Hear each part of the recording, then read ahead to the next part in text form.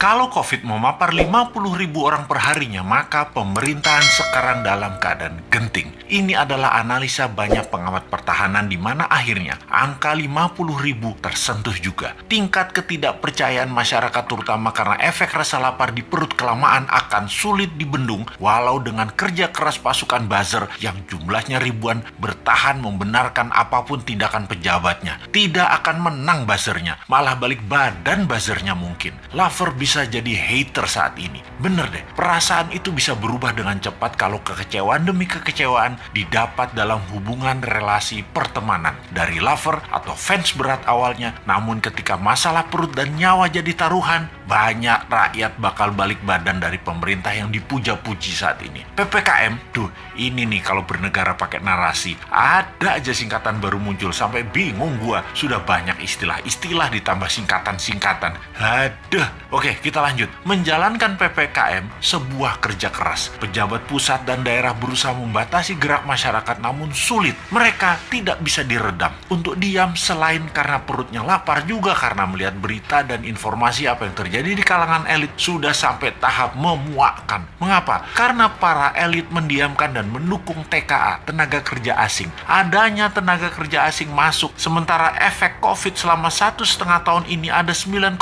juta pengangguran karena pandemi ini, tetapi elit malah lebih mendukung TKA atau tenaga kerja asing. Hal ini sangat menohok hati masyarakat. Perbuatan memasukkan tenaga kerja asing tadi sungguh melukai banyak hati masyarakat. Ketika dipertanyakan kok diizinkan masuk, maka jawaban pejabat yang paling berwenang dan berkuasa tersebut adalah kita tetap harus dukung investor asing. Jangan sampai investor asing jadi kecewa dan merusak hubungan diplomasi dan ekonomi negara Indonesia. Asli saya enek perut saya mendengar pejabat tersebut bicara. Gila bener. Hak rakyat bertanya dikebiri dengan jawaban picisan, dan hak rakyat untuk sehat dipermainkan. Rakyat lapar, Pak. Kok nganggap Tiongkok satu-satunya dewa penolong sih? COVID meledak ini adalah kegagalan Anda juga penanganannya. Kegagalan mengelola negara, dan hebatnya pejabat yang maha serba bisa itu mengatakan kita minta bantuan Tiongkok. Gua blek. Lu Tiongkok mau bantu gratis apa? Lu gile. Lalu di sebuah podcast,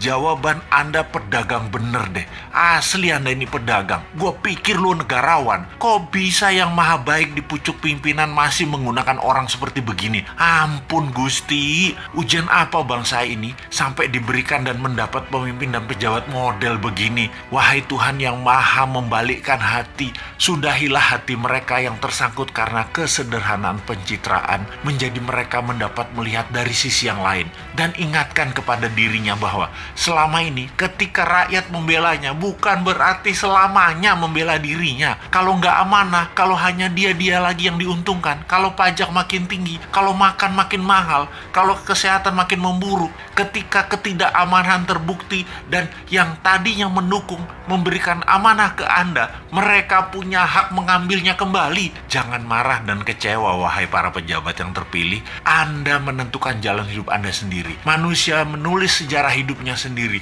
Begitu juga Anda para pejabat. Sejarah apa yang mau kalian tulis atas jalan hidup Anda kelak dikenal.